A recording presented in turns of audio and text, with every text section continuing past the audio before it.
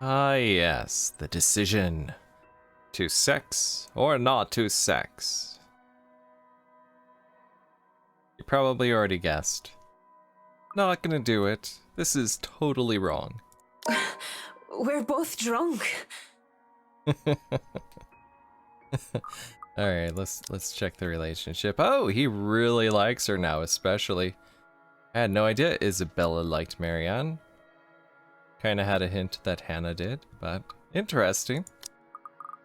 Let's check that journal.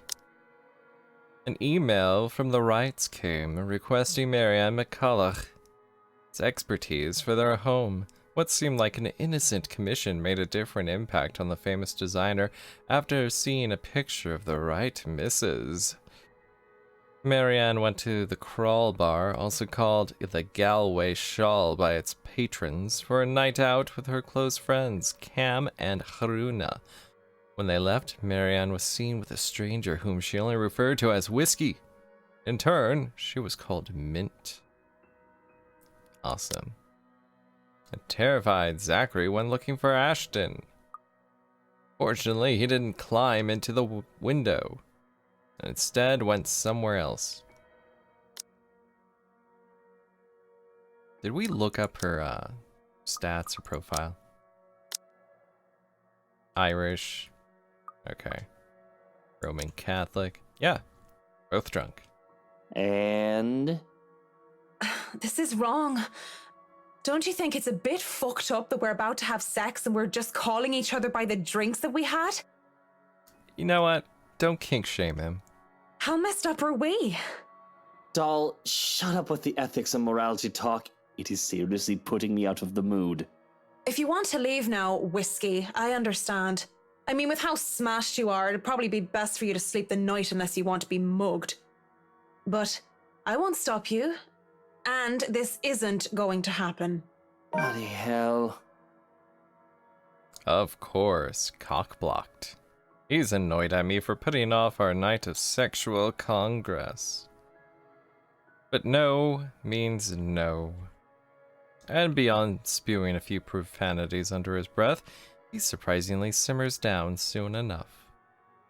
I was worried for a moment that he might try to force something. Instead, he makes a show of fixing his suit and smoothing down his hair, before making himself comfortable on the nearest seat he could find. What are you doing then? You have a guest in your home. Put the damn kettle on. Oh. Dandelion tea if you have it. But I suppose all you have are those shitty tea bags from the store. Is dandelion tea good? I've never heard of dandelion tea. If it isn't for the absurdity of this turn of events, I would have flipped him off for thinking I have no taste. But in the end, I just laugh. All I got are cans of Korean ginseng and lemon balm, though. No dandelion. Without a second thought, I do wet the tea. That's 3 minutes to get the kettle to a boil. 3 minutes where we say nothing to each other. Just stare at the anime poster. I mean, what do we even say to the guy I was gonna sleep with until I changed my mind? I doubt he's in the mood to talk about the influence of Troy's on Mallory. It's still unusual by the time we're both seated on my bed with mugs of tea in hand. Just so you know, whatever is going on right now is a lot stranger and fucked up than the one night stand. Well, you're the one that hung around and asked for tea. Should have just left. We are two messed up individuals by your logic. Everything is messed up, if you ask me. War, terrorism, famine, poverty, loved ones and loved lost. Oh, this whole world is a cesspool. The golden moments of perfect clarity while intoxicated. The dead air is telling when it fills the room once more. One would think that this is the perfect time to burst, to spill whatever issues that made us the effed up person that we are today. And it is. Both of them are alcoholics. But I guess some part of me would rather not put the weight of my problems on somebody else's shoulder.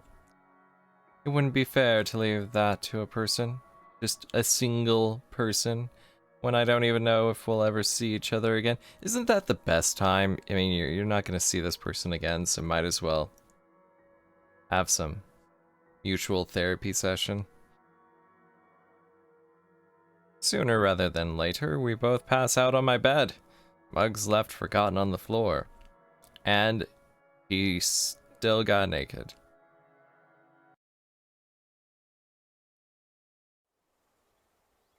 When I wake, whiskey is already gone. A bottle of painkillers and a note on the table, the only evidence that I wasn't alone last night. Why the bottle of painkillers? Was he planning on committing suicide? Is he trying to tell her something? I don't even question where these are from or just how he knew my last name. Marianne? Is Marianne or no, it's McCulloch. I'm just grateful for something to help with the hangover. See, promoting painkiller use. Might as well, right? Just take a handful. I have a job to do. October 22nd. It's a Saturday, I think, yes. It isn't often that I think about drinking on the job. After meeting with the Wrights yesterday, it really makes me want to break my self-imposed rules. Good thing she didn't sleep with him. Because, first off, effing damn whiskey was effing damn Mr. Wright. And to top it all off, they had somehow forgotten to inform me that they didn't own the Ermengarde mansion yet when they hired me. What sort of person does that?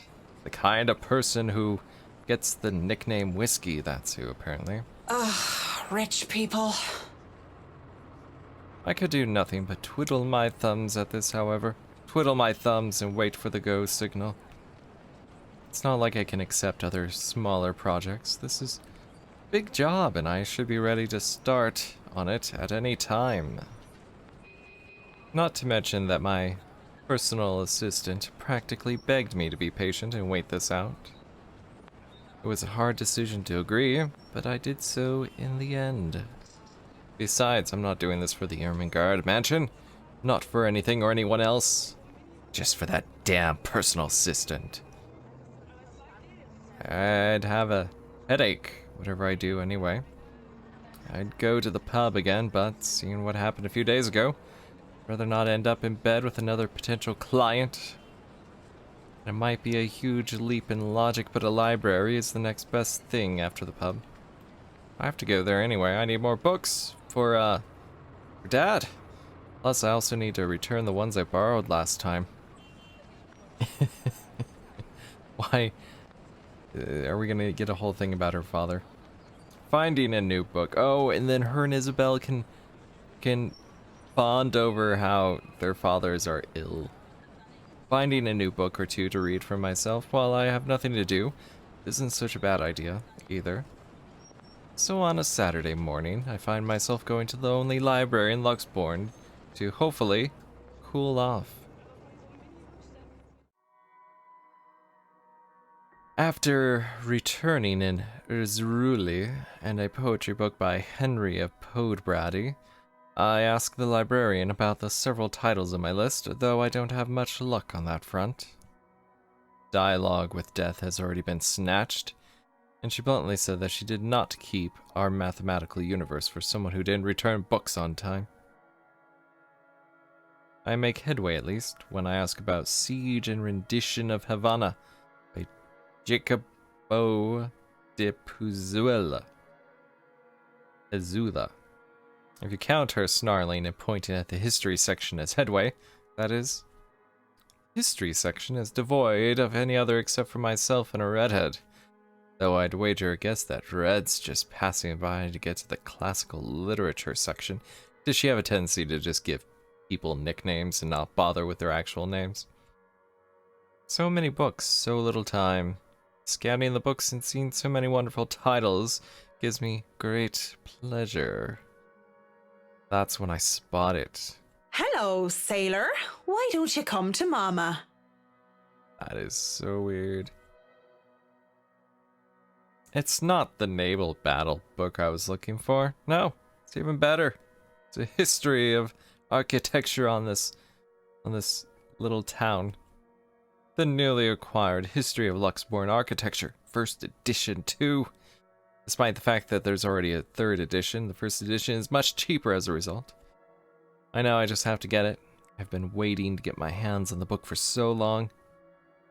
The fact that there is only one copy proves to be a problem, though, when Red reaches out for it at the same time as I do.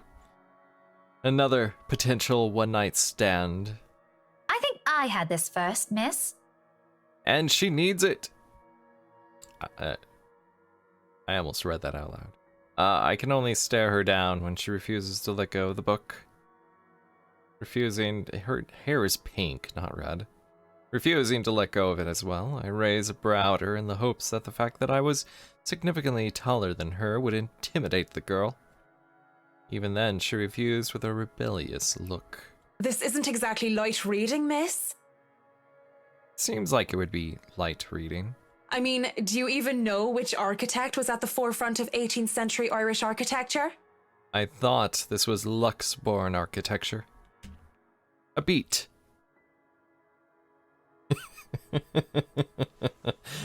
It was a beat that was at the forefront of 18th century Irish architecture. A beet. Because they only had beets and not potatoes. She blinks and I can't help the smirk on my face, which is wiped off when she opens her mouth. Edward Lovett Pierce, who established the Palladian style through his work with Castletown House and the Irish Houses of Parliament.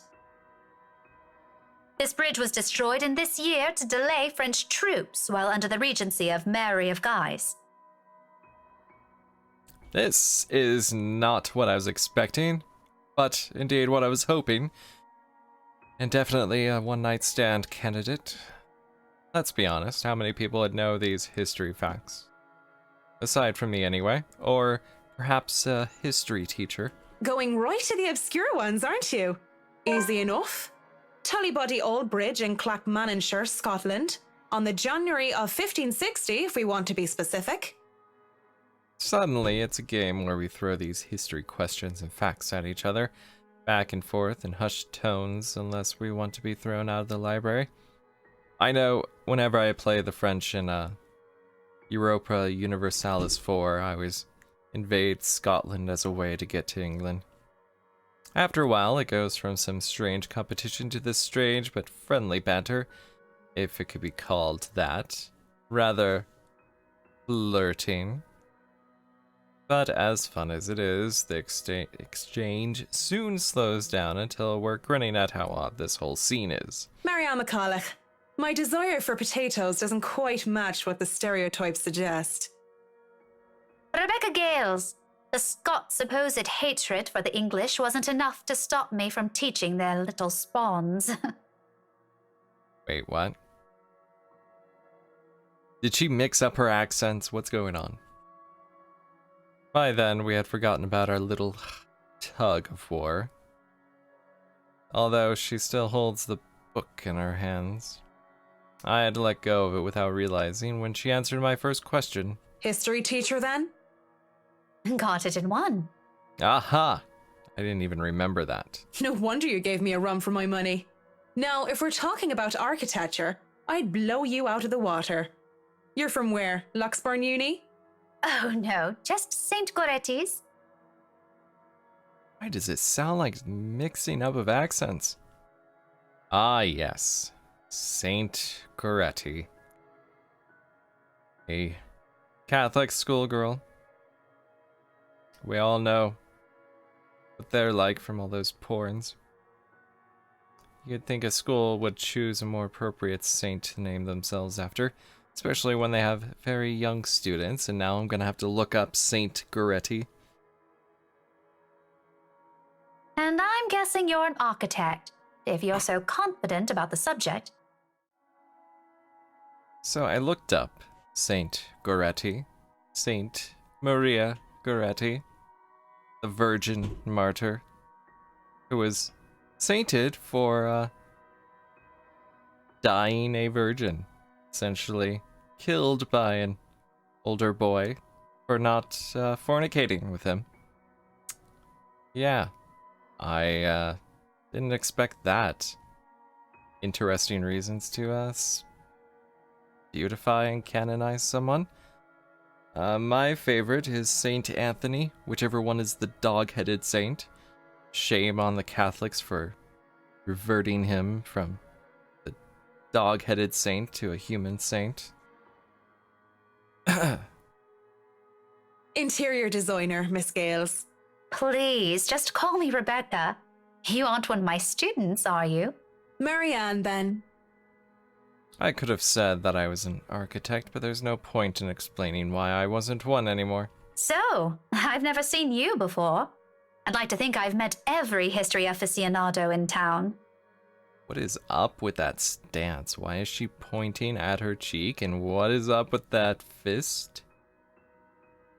Is this her? I don't know. I don't.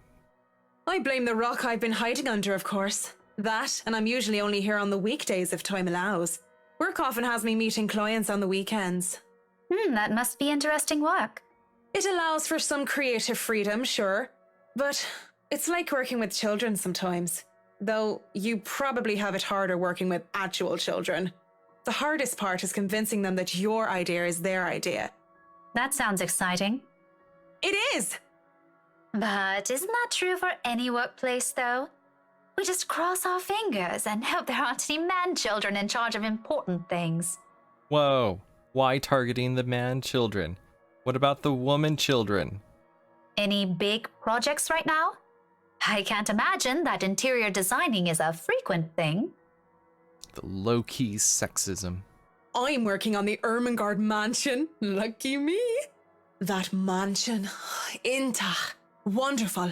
Breathtaking. I can't wait to start in it. Now that is beautiful architecture.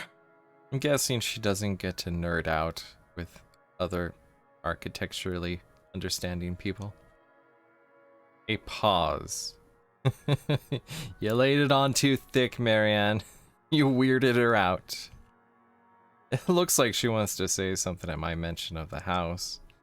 I'm not surprised. The place is certainly popular with the locals, especially with the urban legends attached to it.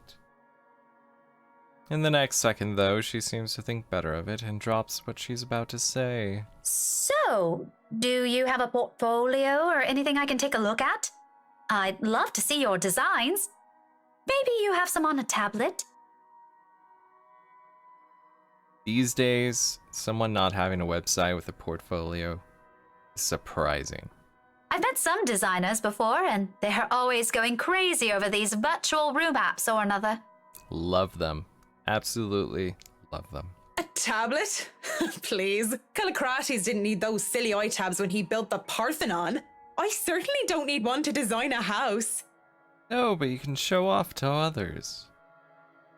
The computer back at my place is all I have. And it's only for porn. Why should I buy such an expensive gadget that will just get outdated within the year? It's not quite how it works. When what I have is just as functional. It worked for the ancient Greeks, it'll work for tomorrow. The traditional ways have a far more personal touch, in my opinion. Not to mention, I can lord it over the others who don't use these antiquated methods. Not to mention, those smartphones are awful tools of procrastination. All that porn just right there at any time. Can't even count on one hand the number of people I see going outside only to have their eyes glued to the things. And F touchscreens, they're evil things that make typing, which should have been a simple task, harder. Well, you gotta get the little stylus. I do have an online portfolio if you'd like. I can... Speaking or thinking of the devil, aka personal assistant, seems to have summoned it. Because before I can even carry on, Rebecca's attention wanes as she pulls out her mobile. For what I can only assume is a call, she gives me an apologetic look before standing up and excusing herself. Off farther into the aisles she goes for some privacy. I do my best to give it to her. As well, trying to tune her out. Belle, is something wrong? Lunch at the coffee house? Sure, I can make it. I'm not too far. I can be there in 10. But with how quiet the surrounding is, she can't blame me if I overhear snippets of her conversation and then just happen to show up at the same place and run into her. When she returns with a sheepish look on her face, I know that our friendly chat has to be cut short. Sorry, I have to go and meet with some friends. It's fine. Totally fine. No need to even apologize. About the book. Her embarrassment increases twofold when she realizes she's still holding on to History of Luxborn Architecture. I don't give her time to think about it as I put a hand up and shake my head. Fishing out a pen and paper from my bag along with one of my business cards, I hand them over to her. I almost read that as fisting out a pen. You know, I'm busy with work, so I might not even be able to take a peek at it anytime soon. You can go ahead and have it. But you'll have to ring me up when you're returning it just so I can snag it right away. Deal? She makes quick work, penning her number down and handing it back to me with a grin. Deal. Just message me during school hours, of course. My god, that stance again. You have a good day then. You too. With Rebecca gone, I'm left alone, standing in the history section, just really feeling weirded out by it. Although my original plans were simply to sit down and read a good book, or little pop quiz, if you could call it that, made the time pass by without any of us even realizing it. It was fun, and I do believe I made a new friend. Good job, Marianne. Even with the talk of lunch, however, I don't feel like grabbing a bite to eat. There are still other books to be read here, and I'm hoping to find something that will help me while I work with the rights. Something like How to Deal with Arseholes Professionally 101, just in case.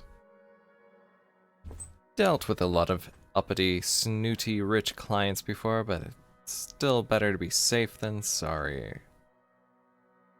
Because Luke Wright just takes the effing cake, and he probably manages to eat it too, and fart in it.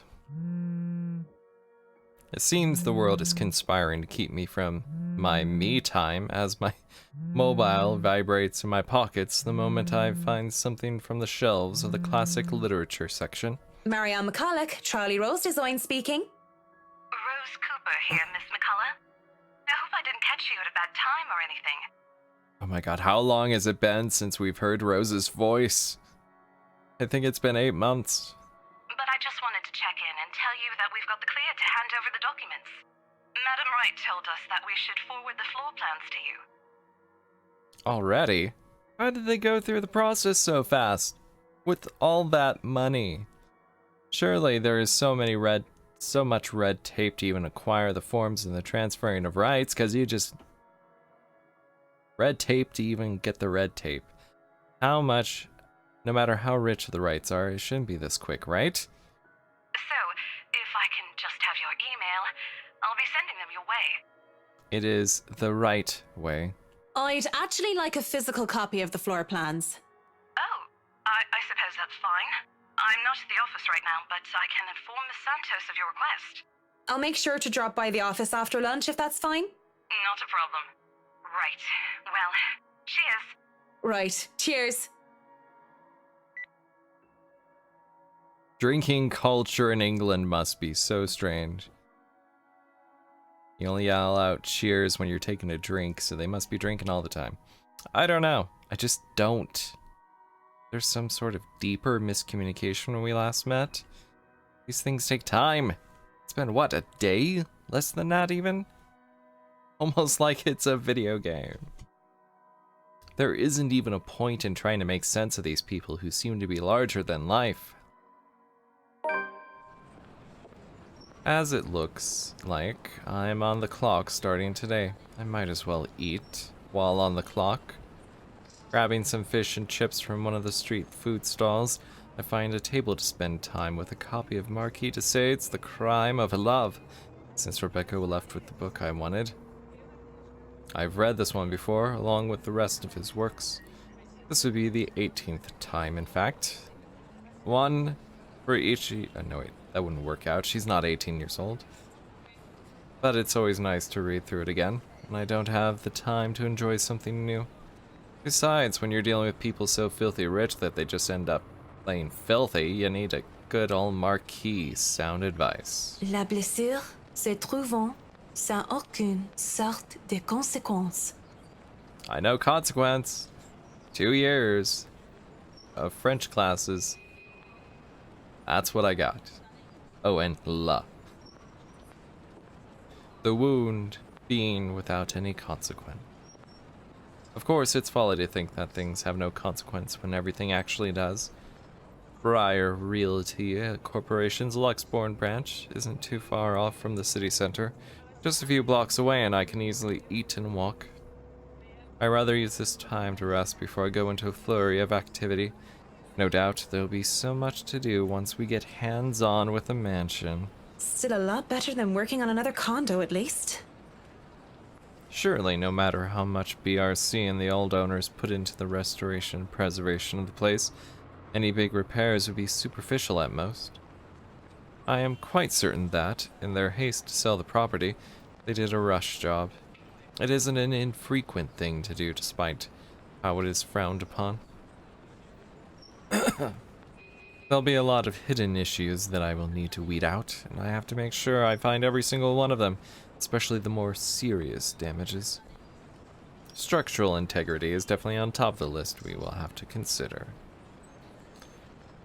The building might look sturdy, but it is centuries old. That alone will likely pose a few problems here and there, put limitations on what we can do. Besides, despite how much I detest these rich snobs, they can pay rather handsomely, so long as I do an excellent job and do more than necessary. These two things always make sure the referrals keep coming. I don't even have to hunt down projects for myself. I just sent the PA out to find them. When I do go up to BRC's office, I can't help but stop and stare when I enter the building. With the lunch hour closing, employees should have been back already, if they still aren't filtering through the doors. I get it that's a Saturday, that people probably feel tired and lazy to be working on a weekend. But they're still on the clock and they're so unprofessional and not bumming about wasting company time on extended lunch breaks and cigarette sessions. The office is spacious, as it is with these big corporations. Each person is given their little space of what's usually a 2 by 2 meter cubicle. There's a lot more empty chairs than there are actual people working at their desks. It reminds me far too much of my last day at Horozkova projects during the massive layoffs due to the Irish economic crisis. But it isn't just that, though. Everything is as quiet as a grave. It's as if these people are merely ghosts. Speaking of ghosts, Santos comes in through the door, looking as if she's just seen one, 'cause her face is purple. She looks at me wide-eyed like a deer caught in the headlights, ready to bolt at any moment. I'd ask out of concern, but I feel it's not my position to do so, and she's a bit of a weirdo. What if it's something personal? I'd simply be overstepping my boundaries. Really, it is none of my business. I presume that Miss Cooper told you why I'm here, Miss Santos? Oh my god, that tone. She does not like her. Huh? Oh, yeah. Sorry, I just got back from lunch, you know? But it won't take too long, don't worry. Of course it won't. This whole project has established itself to be a matter done in haste. I do hope it doesn't mean that people are being careless in their duties. She flinches and looks like she doesn't quite know how to respond to that. I mean, seriously, how does one respond to that? Thankfully, instead of opening her mouth, she leads the way towards her station and goes to fetch the floor plans. It won't take too long, as she said, but it does take a bit. Time spent to compose herself, most likely. You know, we usually just email these things. I prefer the real thing. That's what she said. Literally. Not that you would know. You probably have your nose stuck in front of a smartphone when you're not working and even when you should be working playing those mindless, addictive games. God, she is really judgmental. I definitely wish Chris would stop playing that Batcat thingy during work hours too. I know what you mean.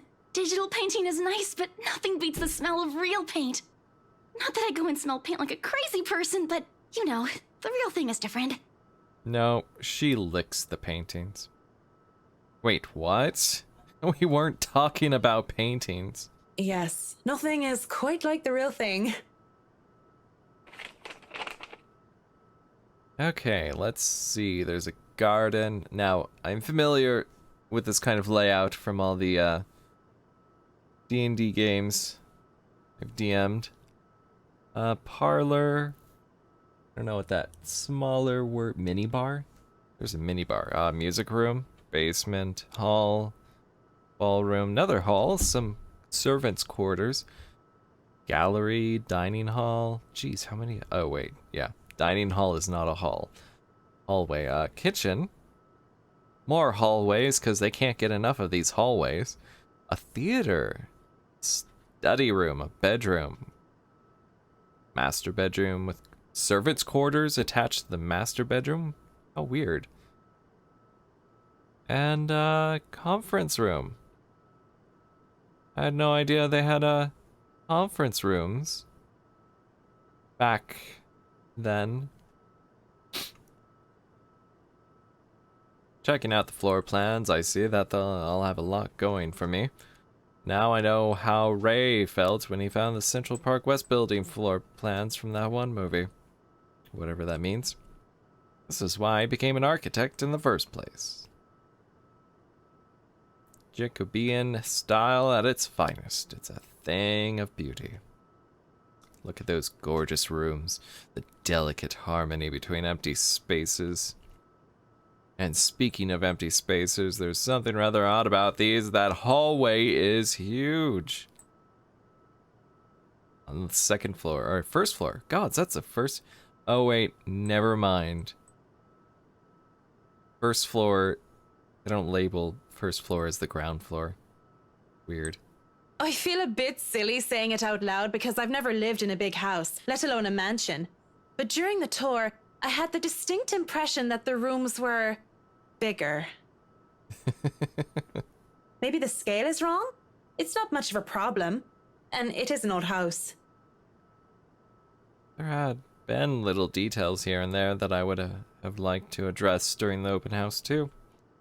But it is all forgotten in the wake of Miss Santos's little incident and the trouble with ownership. Hang on. So that glass, that stained glass window of the couple is right before the ball. No, wait. The ballroom is on that. So it's before the balcony? What? Very odd. Very, very odd. The wine cellar is going to be a problem. I shudder to think what sort of repairs they did to the place. I don't see where the wine cellar is. It's in the kitchen? There is not even a list. There's no wine cellar shown on this. Okay, I just saw that the master bedroom did have a bathroom, and it's rather tiny. The quarters is very odd. There might have been things that were swept under the rug, pushed to the dark corner of the rooms, and hidden away in barrels. Water damage could have been covered up. There had been floods due to heavy rains in West England just last year, after all, and if there's any sort of damage to the house's foundation, that's going to be a lot of work. I was not able to look at the attic as well. For all I know, a whole family of vermin could have made their nests there. Working with pest control is always the worst. The sheer size of this place is staggering. Even if I did just say it was a lot smaller than I thought. I might just be biting off more than I can chew, but who doesn't like a good challenge? First things first, I'll have to. So, do you want a coffee? The one from the staff room is pretty decent. There's really no need. I'm sure you have rules against it. Rules against bringing someone coffee? That's ridiculous, and even if there were regulations against it, nobody's really here to tell Sir John. I've already brought 2 mugs, and I'm not going to drink them on my own. Come on. Just drink the coffee. I have to stamp down on my annoyance at being distracted, and this is a good spot to stop. Because I have a feeling this relationship meter is just gonna go down.